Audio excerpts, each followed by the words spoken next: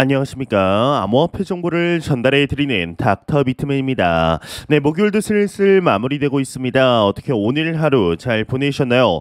현재 암호화폐 시장의 모습을 보고 있노라면 이제 곧 어디로 움직이더라도 이상하지 않은 폭풍전야와 같은 모습을 보이고 있습니다. 과연 앞으로 어떻게 진행이 되게 될지 하반기 4만 달러 돌파 가능성을 두고 주목하고 있는데요. 현재 지난 6월 말 이제 블랙록의 비트코인 현물 ETF 소식을 시작으로 암호화폐 시장의 대장코인 이 비트코인을 두고 많은 분석들이 나오고 있습니다. 이 암호화폐 온체인 데이터 분석 플랫폼이죠. 글래스노드의 경우는 비트코인의 손익 비율을 근거로 비트코인이 현재 구축 중인 3만 달러 선에서 쉽사리 무너지지 않을 것이다 라는 전망이 제기되었는데요. 이 온체인 분석 플랫폼 글래스노드는 12일 자체 보고서를 통해 비트코인 손익 비율의 근거 현 시점 장기 투자자로 분류되는 대다수의 비트코인 홀더들이 강력한 3만 달러 지지선을 형성하고 있다라는 분석을 하였습니다. 이 글래스노드가 산출한 비트코인 손익 비율은 75대 25인데 약 75%에 해당하는 이들이 3만 달러 아래에서 비트코인을 구매한 채 홀딩하고 있다라는 뜻이 되는데요. 이 약세장 동안 비트코인을 매집한 장기 홀더들이 훌륭한 저항선을 지지하고 있는 것으로 보이죠. 75대 25의 비트코인 손익 비율 상황은 거래되는 물량의 약 절반이 수익과 손실이 뒤섞이는 구간으로 정의하면서 일반적으로 이 기간은 다소간의 이제 시간이 좀 지속이 되고 그 기간 동안 큰 변동성이 발생하지 않는다라고 글래스노드는 설명을 하게 됩니다. 네, 현재 상황을 볼 때 과연 우리는 지금의 장을 강세장의 초기 상황으로 봐야 하는지 혼란한 시기를 지나고 있는 것이 사실이죠. 이 연초 대비 비트코인 기준으로 2배 가까이 상승을 하였지만 지난 전고점이었던 6만 8천 달러대와 비교했을 때 다소 아쉬운 것이 사실인데요. 이에 지난 6월 전 세계 최대 자산운용사인 블랙록의 비트코인 ETF의 신청으로 시장은 환호하게 되었는데 이에 대해서 다소 우려스러운 목소리들도 나오고 있습니다. 오히려 이러한 것들이 SEC의 크립토 마켓에 대한 영향력을 더욱 강화시킬 수 있다라는 소리가 나오는 것인데 자세한 내용 함께 보도록 하겠습니다. 네, 헤드라인을 보게 되면 블랙록 비트코인 ETF SEC 감독 권한 높일 수 있다 헤드라인이 장식이 되어 있습니다. 전 세계 1위 자산 운용사 블랙록의 비트코인 현물 상장지수 펀드 즉 ETF가 승인이 된다면 미국 규제 당국의 암호화폐 업계에 대한 감독권을 더 강화시킬 수 있다라는 분석이 나왔다고 합니다. 여러분들도 잘 아시겠지만은 블랙록은 나스닥을 통해 지난 3일 미 SEC의 ETF 상장을 재신청하였습니다. 이 미국 SEC가 감시 공유 계약 즉 SSA 내용 등을 지적하면서 승인을 반려했기 때문인데 이 나스닥은 SSA의 파트너로 코인베이스를 명시한 채 재신청한 상태이죠. 이 블랙록에 이어서 비트코인 현물 ETF를 신청한 피델리티도 코인베이스를 SSA 파트너로 택한 상태입니다. 이 감시 공유 계약이 SSA는 시장 조작 가능성을 방지하기 위해 시장 거래 활동과 청산 활동, 고객 식별 정보 등을 공유하는 계약인데 SEC가 우려하는 시장 조작 가능성을 줄여주는 핵심 요소로 현재 언급이 되고 있습니다. 하지만 코인데스크 US는 비트코인 현물 ETF 승인에 있어서 SEC의 결정에 영향을 미칠 가능성이 더 높은 것은 SSA가 아닌 정보 공유 계약이라고 꼽았는데 이 정보 공유 계약은 규제 당국이 거래소에 추가적인 정보를 가져올 수 있는 권한을 부여하게 됩니다. 암호화폐 시장 조작을 막기 위한 SEC의 감시 공유 요구는 이전부터 있어왔던 요구 사항인데요. 하지만 코인데스크 US가 입수한 코인베이스와 나스닥 정보 공유 약정서의 내용은 더 강력한 SEC의 감독 권한을 암시하고 있다고 합니다. 이 SSA는 암호화폐 거래소인 코인베이스가 보유한 데이터 감시에 관한 것으로 의심 거래나 이상 거래 발생 시 규제 당국, ETF 제공 업체, 거래소에 공유되는 반면 정보 공유 계약은 같은 상황에서 규제 기관과 ETF 제공 업체가 거래소에서 데이터를 가져올 수 있도록 허용하는 것이라고 합니다. 이 외의 내용은 그리 중요하지 않아서 넘어가도록 하겠습니다.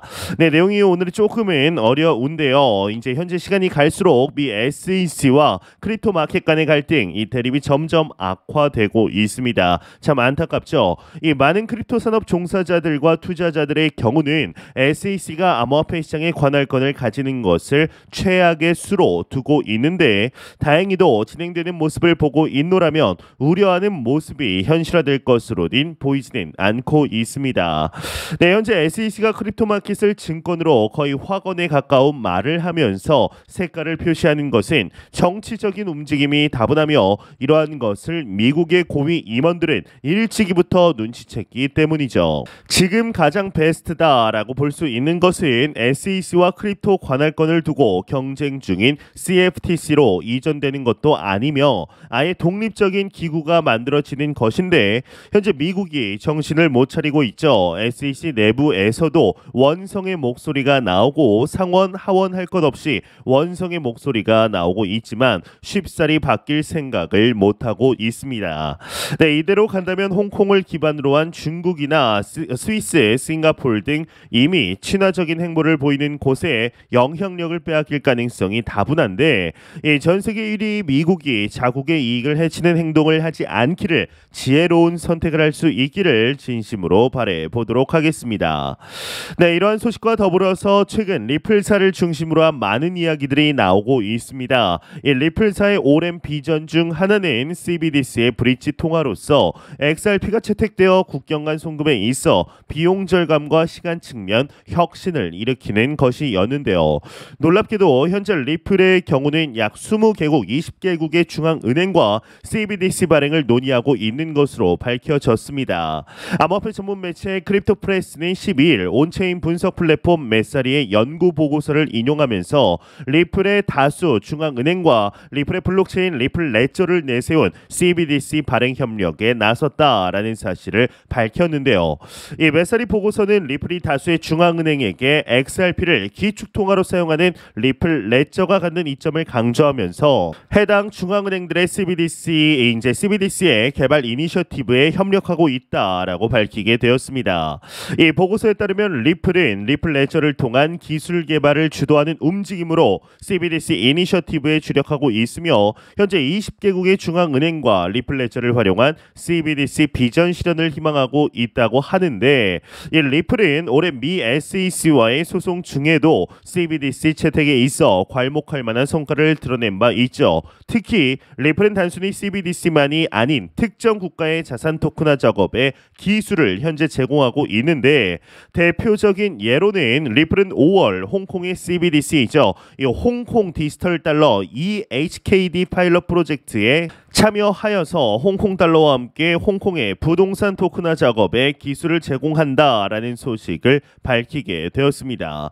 이어 다음 달인 6월 콜롬비아 중앙은행과 리플 레저를 활용한 국가 결제 시스템 개선 프로젝트 시작 소식을 발표하게 되었죠. 이뿐만이 아니죠. 이제 유럽의 CBDC 프로젝트 참여와 부탄의 국경 간 결제 등 수많은 실제적인 국가들과 함께 시범 사업을 확장 중인데 사실 XRP 투자자들에게는 이보다 더 중요한 사실이 있습니다. 바로 리플과 SEC 간의 소송이 과연 언제쯤 마무리되냐라는 것인데요. 예, 리플의 CTO이죠. 데이비드 슈왈츠가 트윗을 남겼는데 다가오는 9월까지 약식 판결이 안 날 수도 있다라는 뜻을 밝혔습니다. 이게 무슨 내용인지 자세한 내용 함께 보도록 하겠습니다. 네, 헤드라인을 보게 되면 리플 SEC 소송 9월 말까지도 안 나올 수 있다 헤드라인이 장식이 되어 있습니다. 네, 리플 커뮤니티를 대변하는 미국 변호사 존 디튼이 11일 자신의 트위터를 통해 리플과 SEC 간의 소송 결과가 지나치게 늦게 나오는 것 아니냐라는 불만의 목소리가 높다. 하지만 사건을 담당하는 토레스 판사의 그간 재판 사례를 고려하였을 때 판결이 지연되고 있다라고 볼 만한 정도는 아니다라고 밝혔습니다. 네, 그는 이제 리플과 SEC는 지난해 12월 브리핑을 제출하였는데 이제 막 7개월이 지난 건데 토레스 판사 담당 사건 중 비슷한 시기 브리핑을 낸 토르 에쿼티 사건도 아직 약식 판결이 나오지 않았다. 또 뉴욕 카펜터스 펀드 사건은 브리핑 제출 후에 8개월 뒤 결과가 나왔고 정부와 퀼러 간 소송도 7개월이 소요되었다. 다른 여러 사건은 브리핑 접수 통상 약 6개월이 걸렸다. 이 토레스 판사가 리플 소송의 중요성을 잘 알고 있기 때문에 결과를 내기까지 예상보다 더 시간이 걸리는 것 같다라고 설명했다고 합니다. 이 토레스 판사도 현재 본인이 맡고 있는 이 재판의 판결의 자체에 암호화폐라는 막대한 산업이 걸려 있다라는 것은 충분하게 인지하고 있는 것으로 보입니다. 이에 대해서 리플의 CTO이죠. 이 데이비드 슈월츠가 트윗을 남겼는데 우리는 약식 판결 결과가 빨리 나오길 바라지만 9월 말에 나온다고 해도 전혀 이상하지 않다라고 리트윗을 했다고 합니다. 네, 뭐 이 외에는 그리 중요한 내용이 아니라서 넘어가도록 하겠습니다. 네, 2020년 12월부터 시작한 미 SEC와 리플사 간의 기나긴 싸움은 계속해서 현재 진행형 중입니다. 이제는 끝날만 한 것 같은데 끝나지 않은 모습 속에 XRP 투자자들은 지쳐만 가고 있는데요. 이 3월에 끝난다 아니다 4월, 5월, 6월 점점 미뤄져 현재까지 다가온 모습이죠. 현재 시장의 여론은 연내 마무리될 것으로 바라보고 있지만 최근 소송 관련 유의미한 소식들이 나오지 않아 쉽지 않아 보이는 것이 사실입니다. 네, 과연 어떠한 방식으로 앞으로 이 소송이 진행이 되게 될지 추가적인 소식 나오는 대로 바로 알려드리도록 하겠습니다. 네, 안 보고 가면 섭섭하겠죠. 마지막 크립토 공포 탐욕 지수입니다. 전날 대비 몇 포인트인가요? 한 7포인트 상승한 64포인트를 나타내며 여전히 탐욕 단계를 나타내고 있습니다. 이 지수는 0이면 공포, 100이면 낙관을 나타내게 되죠. 이 비트코인 투자를 이야기할 때 가장 거부를 많이 하는 사람들은 현실주의자들입니다. 일반인이 비트코인을 소유하기도 어렵고 소유한다고 해도 보내기가 너무 불편하다라는 것인데요. 더구나 높은 수수료 때문에 비트코인은 아무리 생각해도 화폐로서는 불편하다라는 말을 많이 합니다. 아마 비트코인 해변에 대해서 한 번쯤은 들어보셨을 것입니다. 엘살바도르의 엘존테 해변은 비트코인을 법정화폐로 채택한 엘살바도르 입장에서도 매우 중요한 곳입니다. 2019년 익명의 기부자가 엘존테 해변에 비트코인을 기부하면서 비트코인 거래가 활성화되었으며 이 물품 거래와 급료 지급 또한 비트코인으로 하고 있습니다. 엘살바도르가 처음 비트코인을 법정화폐로 채택했을 때 국민들 사이에서도 당연스레 반발이 상당히 심했습니다. 이 변동성이 큰 비트코인을 어떻게 화폐로 이용할 수 있냐라는 것이었는데 당장 비트코인 수수료도 크나큰 저항을 맞았죠. 하지만 라이트닝 네트워크를 이용하면서 비트코인의 수수료나 전송 속도는 빠르게 해결이 되었습니다. 엘살바도르에서 비트코인이 어떤 변화를 일으켰을까요? 이 전기 요금을 납부하기 위해 2시간씩 버스를 타고 도시의 은행까지 가야 했던 한 청년이 이제는 비트코인 월렛을 통해 집에서 스마트폰으로 전기 요금을 내는 영상이 화제가 되기도 했습니다. 이렇듯 금융 인프라가 깔려있지 않은 국가 입장에서는 비트코인과 라이트닝 네트워크의 결합은 가히 혁명이다라고 봐도 전혀 무방하지 않습니다. 네, 무한한 우주에서 우리는 외계인의 출현을 기다리고 있습니다. 외계인이 지구를 찾는다면 과연 어떤 화폐를 이용할 수 있을까요? 이제 다소 허무맹랑한 공상일 뿐일지도 모르지만 이 영화의 영향으로 많은 사람들이 외계인과 고려하는 방법, 교류하는 방법을 침공 또는 평화 둘 중 하나로만 생각하는 것 같습니다. 이제 제가 보기에는 외계인과 지구인들은 무역을 하게 될 가능성이 큰데 이 외계 행성과 지구 사이에 서로 필요한 자원을 주고받는 일을 하는 것이 가장 현실적인 방법입니다. 문제는 이때 이용할 화폐입니다. 이 외계인과 지구인 사이에는 어떤 화폐를 이용할 수 있을까요? 미국이 현재 전 세계의 화폐를 압도하기 때문에 달러를 이용해야 할까요? 그렇지 않습니다. 이 달러가 전 세계에서 압도적인 지위를 차지했던 것은 100년도 채 되지 않았습니다. 그 기간 동안에도 달러는 많은 위기에 빠져 있었습니다.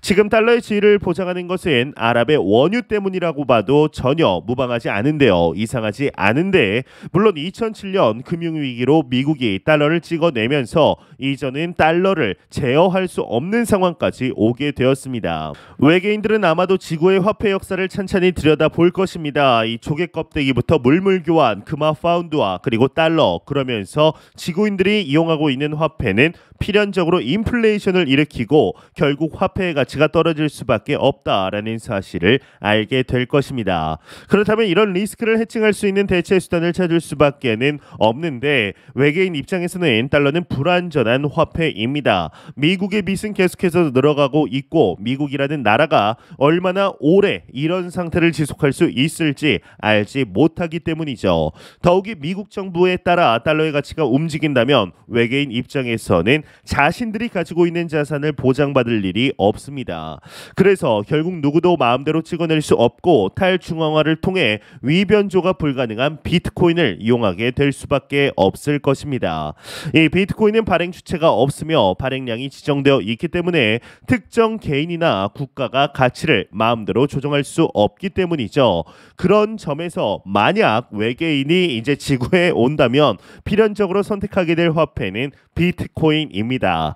이 역사상 모든 강대국들은 자국 화폐를 전 세계에서 이용하도록 많은 시도를 했습니다. 결과적으로 그런 시도는 어느 정도 성공했지만 부작용 또한 만들어내게 되었죠. 그 결과 없앨 수도 없고 이제 가치도 계속해서 상승하는 비트코인이 만들어졌습니다. 누가 만든지도 모르고 발행량도 2100만 개로 제한된 화폐가 만들어진 것이죠. 이 비트코인을 이용하는 개인과 국가가 계속해서 늘어나고 있습니다. 이 블랙록은 비트코인을 비판하던 입장에서 선회해서 디지털 금이라며 현재 칭송하고 있습니다.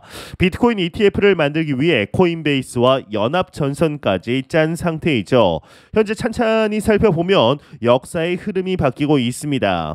그 중간에서 우리는 이 사실을 깨닫지 못하고 있을 뿐인데 역사는 돌아가고 있고 비트코인은 계속해서 퍼지고 있다라는 사실 절대로 잊지 않으시길 바라며 매 영상 말씀드리지만 절대로 단기적인 시각이 아닌 장기적인 시각으로 이 시장 바라보지 마시고 아니죠. 장기적인 시각으로 이 시장 바라보시길 바라면서 저는 더욱 도움이 되는 영상으로 마지막이 되니까 말이 엄청 꼬이네요. 죄송합니다. 네, 저는 더욱더 도움이 되는 영상으로 찾아뵙도록 하겠습니다. 지금까지 닥터 비트맨이었습니다. 감사합니다.